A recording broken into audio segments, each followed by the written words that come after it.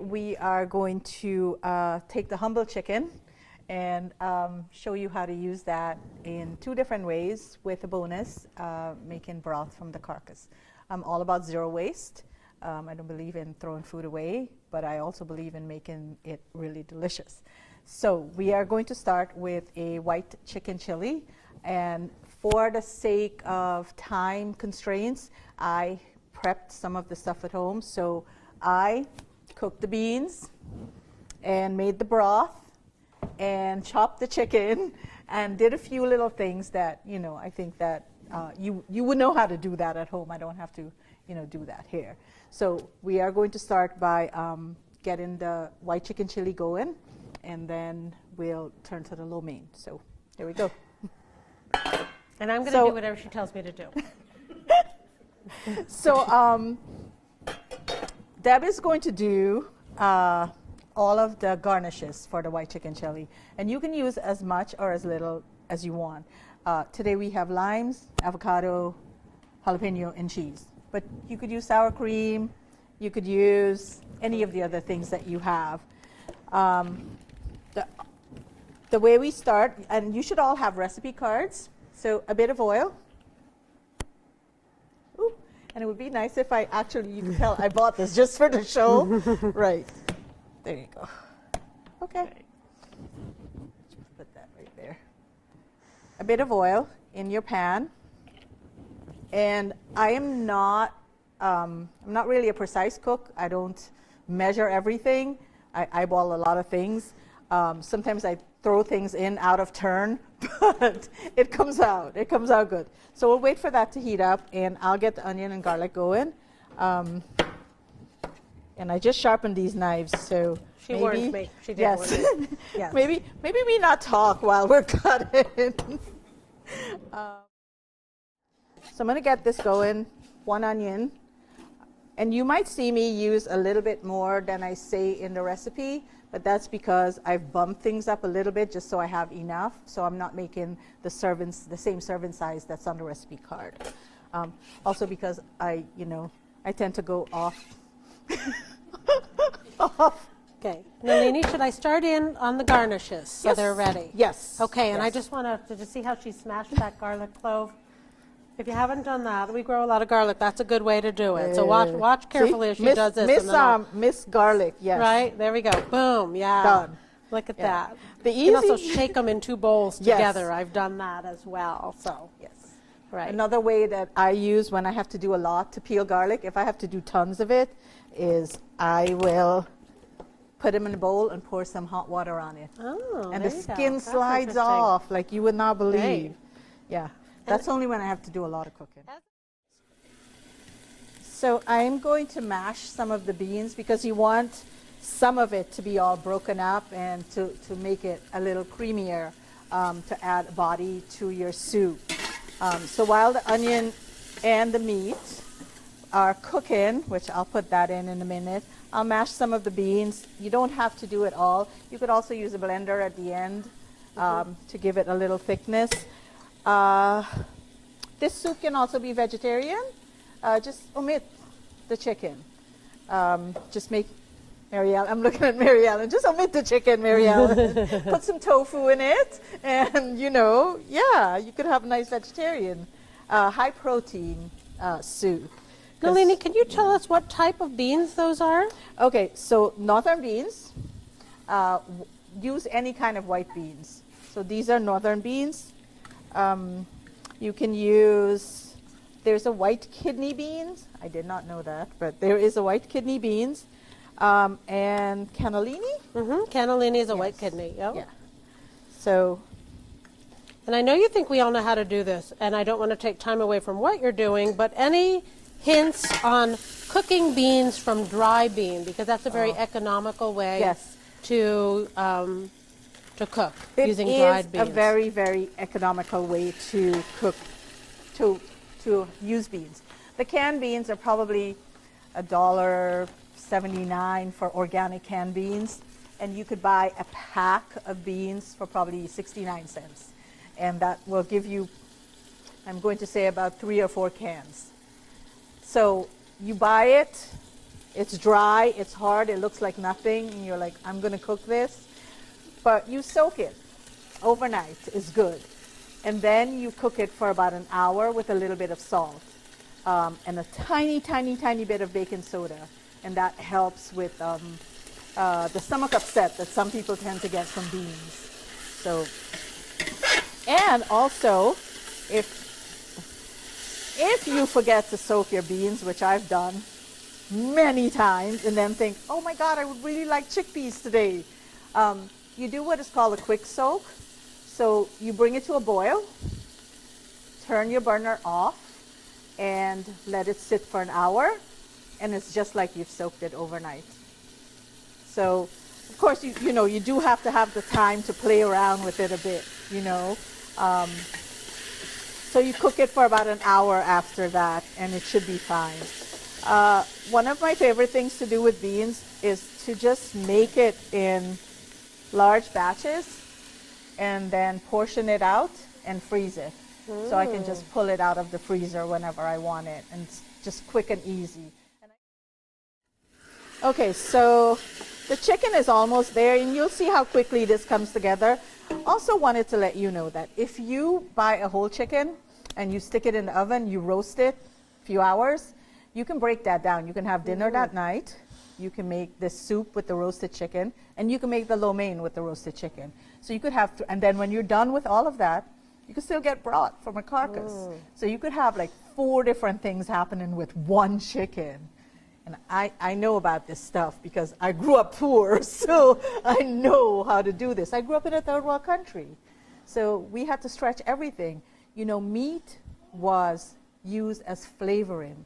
It wasn't used as a part of the course, you know. It was used as flavoring. It flavored all our vegetables.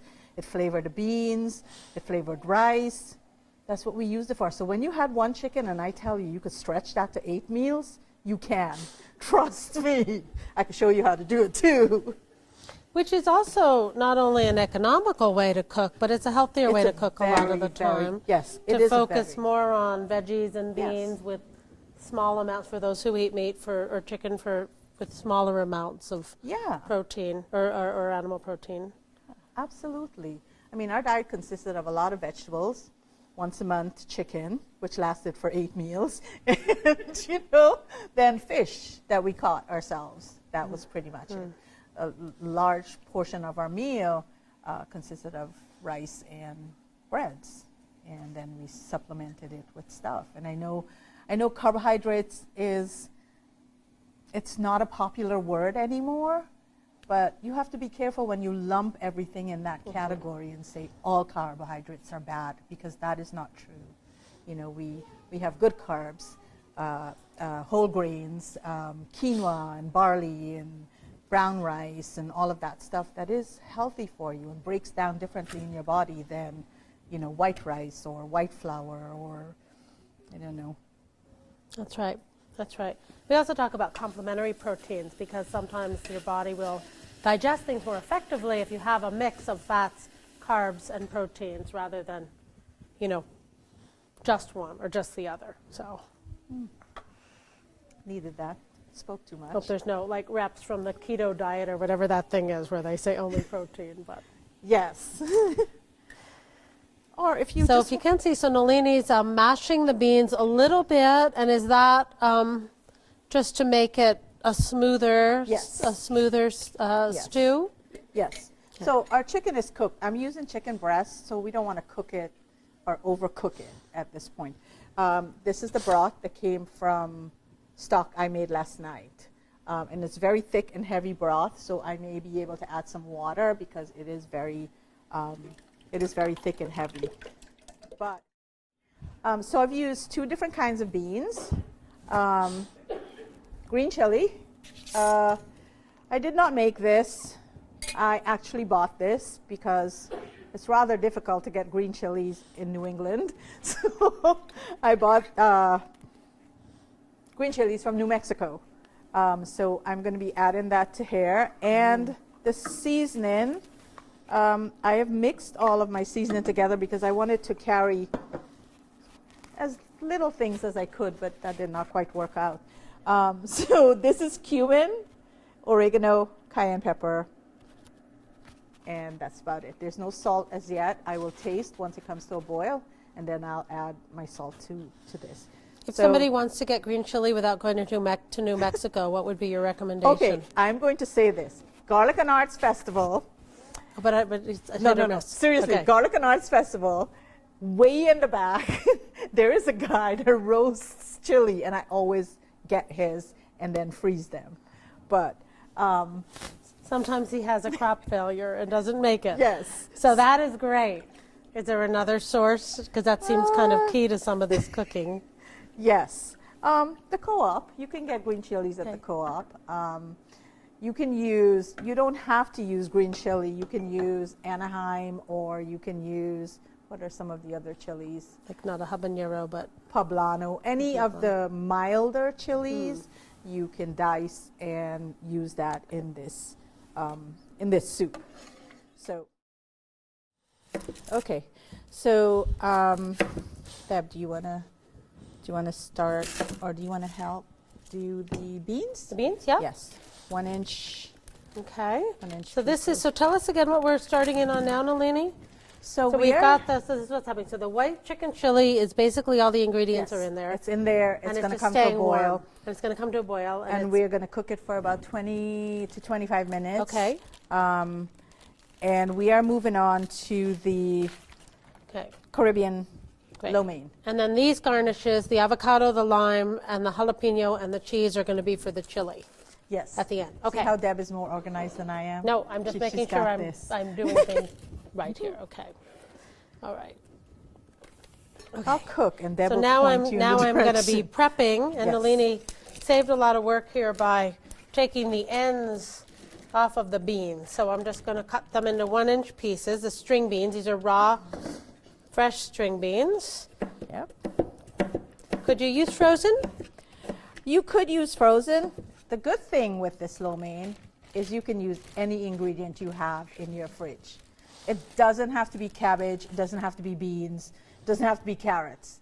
You can use Brussels sprouts if that's all you have, or edamame, or whatever you have in your fridge. And if you have nothing, you can still make it without vegetables. I just like the addition of vegetables. And I'm sure all of us have some sort of frozen vegetable in our freezer right now, a pack of one of those things that we look at and go, what am I going to do with you?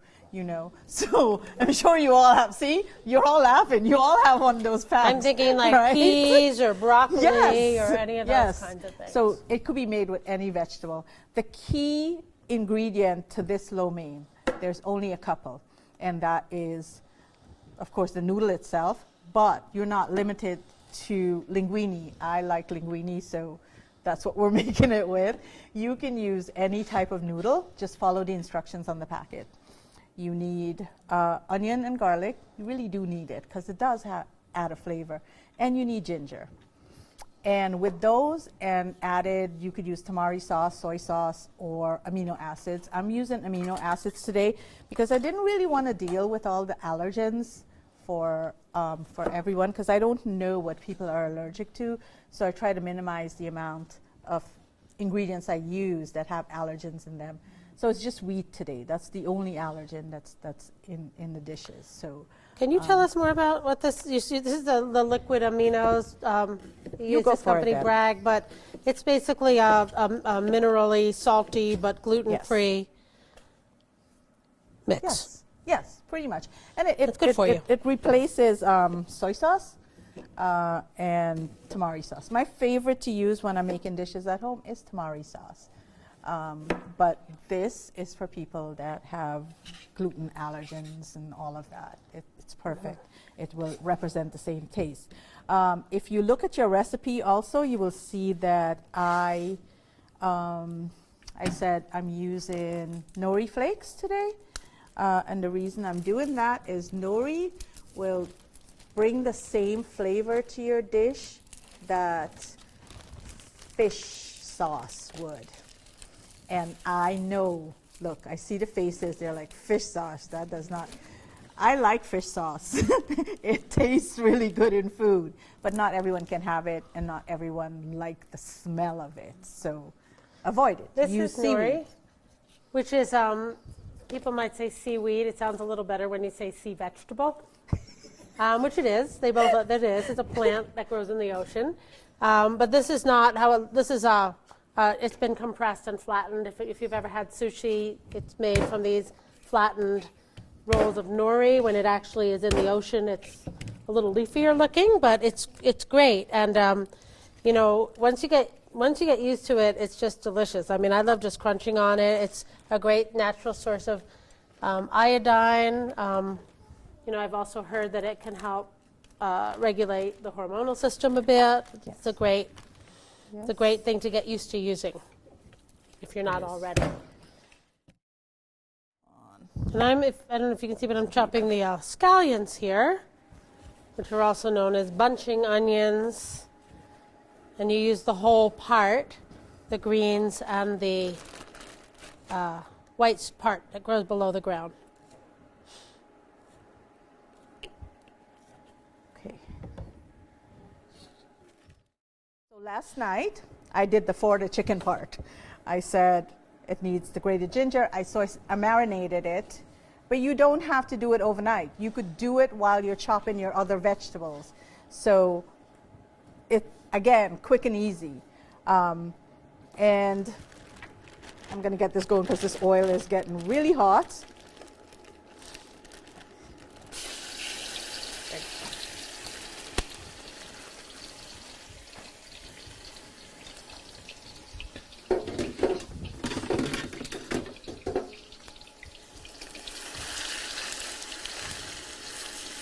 Nalini, you said that the recipe calls for about a third of a cabbage, Yes. right? But that you can use. Yeah, you could use More. a little bit more. If you like vegetables, go ahead and put the whole cabbage in there. I'm going to use a little bit more because I actually used a little over a pack and a half of linguine. So the recipe was for 1 pack of linguine. So I'm just going to add some more to it. Okay. It doesn't really matter. In the big scheme of the dish, it's irrelevant. It's going to melt away. It's going to be there. You're going to love it or not, you know. So go ahead and put as much as you want to. Cabbage is also a really nice vegetable to use a lot of this time of year because you can still get it, cabbage that's been stored by local farms. You know, so it's a great, relatively cost-effective Yes, vegetable. very cooked. much so. Or I make- All right, I think my chicken is done. And I am going to get that in a bowl. And I'm going to let this cool down so I can rinse the pan a little bit before. Stop. So I can rinse the pan a little bit before I cook the rest of the vegetables because I want to keep it clean, vegetarian. Yes. Okay. All right. The quickest way I find to clean pans that have stuck on stuff is put it back on the stove, put a little water in it, bring it up to a boil, and that stuff on the bottom should come right off. And if it doesn't, put a little baking soda, and that helps. Oh, You know. that's good. So I'm almost there. And how are we doing on time? We're pretty good, right? We're We good. got 10 minutes? You know, Okay. speaking of the baking soda, Nalini, you mentioned that around adding to beans when you're cooking beans Yes. from scratch, and also adding a little bit of a sea vegetable like some nori, or there's others Yes. like kelp or Kombu, alaria yeah. to your beans when they're cooking also helps make them more digestible. Yes. Breaks down that thing in them, that enzyme that Yeah. creates problems for people. All right. We're going to be moving really Okay, quickly. and the cucumber, so I'm keeping the peel on but just slicing. Yes. Okay, so that's a nice like European cucumber. It's not locally grown given the season, but they tend to be a little less bitter. So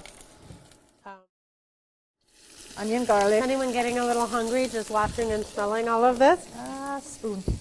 I am. Well, luckily we do get to eat after this. So, and hopefully everybody likes it. The good thing about a wok is when you can cook multiple things in it, because when you finish, like when the onions and the garlic is ready, I'll just push them to the side and up around the top where it doesn't get a lot of heat, and then I'll add the beans and the carrots and all of that stuff and let that cook, and then do the same thing, and then put, like if you were doing an egg in here, I'm not, but if you were, you could do it at that point also. Nalini, if one doesn't have a wok, would like a cast iron pan be the next best thing? You know, I did not always have a wok, so I use a frying pan. I used a pot, just a regular pot. With a heavy bottom, yes. just a heavy bottom You can pot. use whatever you have. Look, you don't have to, again, grew up in a third world country. You don't have to have a lot of equipment to cook, you know, or to make good food. You don't. You use what you have, you make it serve the purpose for you, you know, instead of someone dictating that, oh, you need to have 10 pots in your kitchen to do these different things.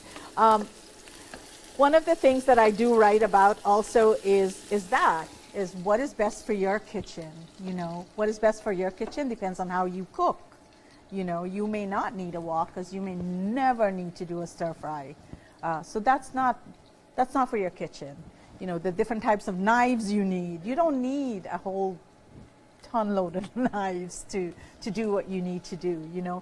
You know what you need because you're the one that cooks in your kitchen, you know. All right, onions are ready. And we are going to do beans. Those are nicely sliced onions. I don't have knife skills, but it works. I don't have knife skills. Did you guys see me? I didn't do this thing that chefs are supposed to do. I do this thing which chefs are not supposed to do. Yeah. I tried.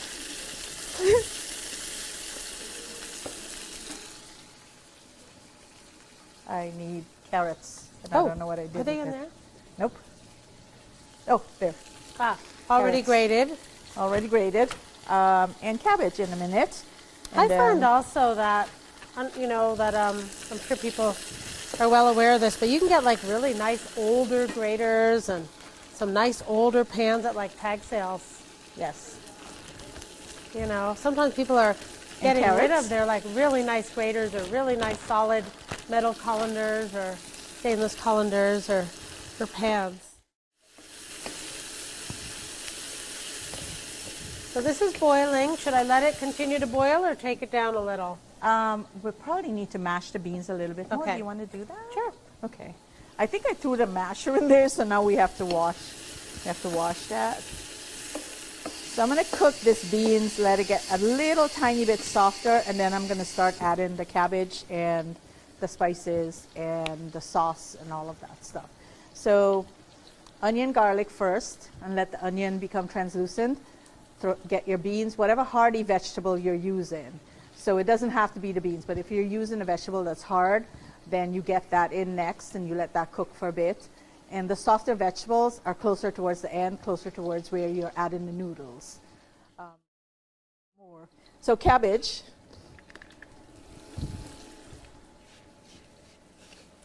So I'm just mashing up the beans just a little bit as they cook in the soup. But I'm going to let this brown a little bit. I'm going to let the cabbage sear a little bit to have a little bit of that burnt flavor to it. Not really burnt, but Caramelized? You know what I mean. Yes, thank you. You know, like I'm not burning your food, really. I'm just letting it get to that point where it's charred and it imparts a nice flavor to your food.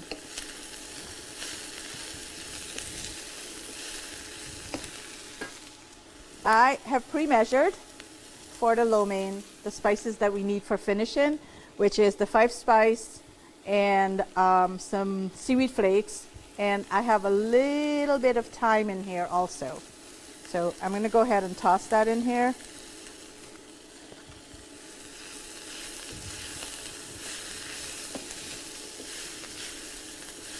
Can you smell that? 5-spice. So also don't be dictated by what the recipe says. Don't be dictated by how someone else is making something. You know, you can always add the thing that you want to, you know, or remove the thing that you don't like. Okay, stop. I'm turning this down a little so I can start adding like the noodles and stuff. So these are pre-cooked These are linguine style pre-cooked noodles. Linguine style noodles. You can use soba noodles. We were just talking about that. Could you use rice noodles? You can definitely use rice noodles. We make Singapore noodles all the time with rice noodles. So you could definitely use rice noodles. The ingredients remain the same. A little bit of sesame oil for flavor, not a lot. And then I'm going to start crushing some of this. It doesn't matter how big they are, it's just what you're comfortable with. Off, and then Yummy. You wanna hold that up? Can everybody see that? now I have a better tool that I'll show you in a minute. These are good, and they'll kind of sort of do their work, but the best tool is your hands. Always your hands. I touch everything when I'm cooking. I try not to when I'm cooking for other people. But, but touching your food is a good way to impart energy into your food, love, all of that stuff. And I know it sounds all hooey and everything, but I really believe that if you cook with love, people can taste it in your food, you know. And I believe in not going into my kitchen if I'm upset or angry. I believe in walking away from food, or the cooking of food, not the eating of food, but the cooking of food when I'm upset. Of course, I eat when I'm upset. All right, so I do want to turn this out into the wok, so I'm probably going to do it in 2 batches because I do want it to get that kind of charred flavor. So now that it's mixed, I'm just going to separate it in 2. You just need a smallish amount for the veggie, right? Yeah, but let me just char it first. Oh, okay. And then we'll because I can do it in 2 batches. Okay. That seems like it's going to work. Okay. Okay, a little bit of this stuff.